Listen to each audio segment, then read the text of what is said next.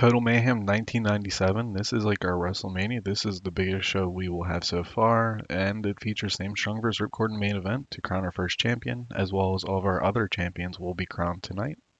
We start off the show with just some pre-show action. Rico Santana and Jeb Langley defeat Non-Touchables, with Paul Steadyfast again taking another loss for Non-Touchables, as he has been the punching bag for them and continues to be so. We do start off the show with Romeo Heartthrob versus Liberty. This is like a grudge feud where Romeo's jealous of Liberty's youth and, being the hot new toy for people or whatever. And Liberty just picks up one here to continue Romeo's bitterness. I felt like it made sense to Liberty to get the big win on our biggest show so far, and to start off the show as well. How do you not start off your biggest show with like the hot new babyface? Just made sense to me, even though we're crowning a bunch of champions. I felt like Liberty was the obvious choice to start the show. Speaking of crowning champions, Dark Eagle becomes the first cruiserweight title champion, and he was the obvious choice. Now that Mr. Lucha left the company, Lance Henderson like filled the mid card heel like cruiserweight role. Not that Mr. Lucha was, but the original idea for this would have been like a four-way or something, I think.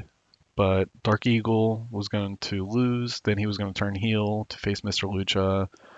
But since Mr. Lucha left, Dark Eagle stays a face, picks up the win, and is our first cruiserweight champion, and will go down as a legend and continue to be pushed pretty strongly and booked pretty well, even though his limitations on the microphone.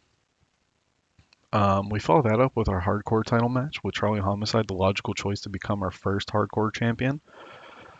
Um, Sorry if I say but yeah, this is pretty much a lot of like the first champions are for a lineage sense of who made sense. Charlie Homicide was the one who introduced the hardcore championship, so of course he wins it. And pretty good match. Wish it would have hit 60, but I'm not upset about it. And then after the match, Charlie Homicide gets on the mic and says there's going to be extreme violence and danger for HGC over next year. This is kind of be a wink and a nod to Dave's existence, as it's the acronym for Dave backwards, and a way to kind of tease to like the fans and well you guys that there might be a connection to Dave down the line. And I just thought it was a good way to kind of do that in the biggest show. After that, we have another angle to get everybody on the show. Cowboy Ricky Dale, Jack Bruce. What happens is, I guess I should say what happens. The Blazing Flames cut a promo where Jack Bruce interrupts, who is interrupted by Cowboy, just to get all these guys on the show, as they've been pretty um, mainstays, I guess. I don't know, they've been mid-card acts for us. And of course, we'll be bigger down the line. And these two are gonna be big stars. These two are on their way out, but they're still big stars for now. Speaking of big stars, we have Sam Strong gun up the Whistler, wishing him luck to take care of business versus Damon Carville. As Damon Carville is like the pro Canada guy, Whistler is the pro America guy. Just made sense to have Sam Strong, the All American man, hype up Whistler ahead of the match, and to give that storyline some heat. As it was cold, I felt like it was a good way to get it back to the hot status. And yeah, now that's not our next match. Our next match actually does involve Sam Strong a little bit, where Frankie Future beats Brent Hill in a solid matchup. Frankie Future was originally going to be Ripcord's protege, but Ripcord turned on him. For Sam Strong being petty towards Ripcord brings Frankie Future back. Now Frankie Future, a babyface, opposes Brent Hill, who is Ripcord's protege. I feel like pretty basic storyline and also an introduction to our main event and gets a new star over. Speaking of getting a new star over, Damien Carville defeats Whistler in a weapon on a pole, flag on a pole match. Just a way to get Damien some heel heat, kind of introduce the thought that he might be a decent worker down the line. And he can even be contender versus Sam Strong, as we have that like angle ahead of time. Now, our next pay-per-view is not going to be headlined by Damien Carville versus Sam Strong, I promise you. Even though I feel like that would have been at the time. I'm looking at you, Bret Hart versus Mr. America. Then, speaking of contenders down the line, Beelzebub defeats Dusty Streets. Dusty Streets is like kept strong here in the road agent notes, as he is like quote unquote working injured, and according to like our lore. Beelzebub like hurt his arm or something. Dusty Streets is like, I'm gonna fight you anyways. And Beelzebub picks up the win versus Dusty. And I feel like it was just a good way to get Beelzebub over and protect Dusty, as Dusty and Sam will never be in a match together. Unless I fix that backstage, but we'll see. But yeah, Beelzebub picking up a big win over Dusty Streets. Now that leads us to our international title, then our tag title, and then our world title. We start that off with Eric Tyler Jr. defeating RP Jr. I said Eric Tyler Jr. We have Eric Tyler defeating RP Jr. to become our first international champion, where Paul Steadyfast helps Eric Tyler pick up the win, even though Paul Steadyfast has been like the bane of the Untouchables' existence, keeps on losing. I feel like it's a good way to pay that feud off, where Paul Steadyfast, like, maybe like it's like a bait and switch kind of thing. And it also builds the RP Jr. heel turn down the line where Coach Dick doesn't help out to like the interference. Now I know like titles being contended with like unclean finishes is annoying of like nowadays, but I feel like of the time it's pretty normal stuff, and I feel like it makes sense storyline wise. So I'm sorry if I use that kind of stuff a little bit.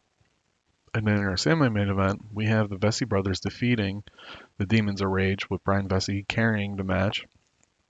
This is pretty much to get the Veseys the first tag team titles. The Demons of Rage will have their time, of course, but in a lineage sense, it felt like it made sense to have the Veseys become our first tag team champions. And hopefully the Demons of Rage aren't hurt too much here. I feel like it was a great match. And yeah, a pretty clean victory. And it also, another storyline beat, RP Jr. failed to win the international title, but the Veseys won the tag titles. So we have that dynamic of the jealousy RP Jr. has on the Veseys continue going forward. Now, our main event will be Sam Strong versus Ripcord. Pretty solid match with Sam Strong picking up the win, not having the greatest performance, but we do have a great finish. That was a success. And it's just the obvious choice here. Sorry, I accidentally clicked the button. It was the obvious choice to have Sam Strong become the first champion, as our roster is built for that, pretty much. Even though in real life Ripcord wins the title here, but since we're only doing limited pay-per-views, I felt like Sam Strong we can milk more from him and use Ripcord needed down the line. Pretty great show down the board. Trying to think if there's anything I would change. Not really. Eric Tyler didn't have a great performance, but it was still 81 rating, so not that bad. Yeah, overall pretty happy with it. Pretty standard for my shows to kind of have like the angle. I feel like angles like hurt match ratings. So if I put an angle with Sam Strong like here, so go, you know, match angle. I feel like that hurts the like crowd rating. It's better just get them out of the way, so to speak. So we are gonna have Sam Strong, Ripcord, and Eric Tyler kind of all shouted out as they had great performances. We'll just get a compliment for Eric since he didn't. He was a little bit off, quote unquote. I don't really care about the money. Halfway to where we need to be with popularity. In the media scrum, it's going to ask about all the champions. So everyone except Sam Strong is going to get, they deserve the opportunity to get a run as champion, but he's going to get big push. Okay, Dick the Devastator's retirement. What are my thoughts on him? He'll bow out in style. Viper is coming to an end the current deal. I'm going to lie here because I don't know yet. He's a big part of the family. We'll, of course, be offering him a new deal. Beelzebub was off his game. And then I like this one. Everyone has off nights from time to time. Give him a break. Okay. Oof. I was not hoping to get this one. Since Sam Strong and Dusty Streets really don't like each other, does this not reflect badly on your locker room environment? Ugh. I feel like this is going to be bad.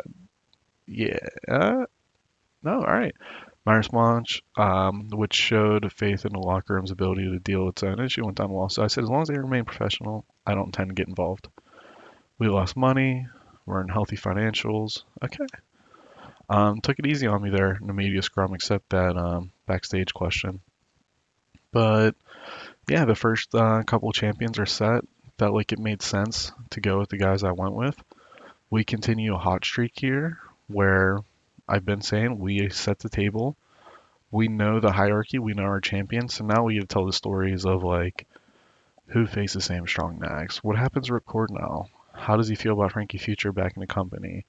How do we write off Whistler? Is this the end of Whistler, like, in the company?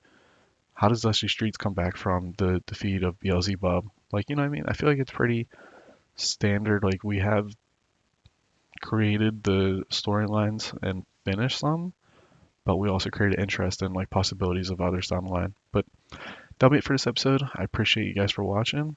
Let me know what your total mayhem would have looked like, and yeah, I'd love to hear what everyone else does. But thank you for watching.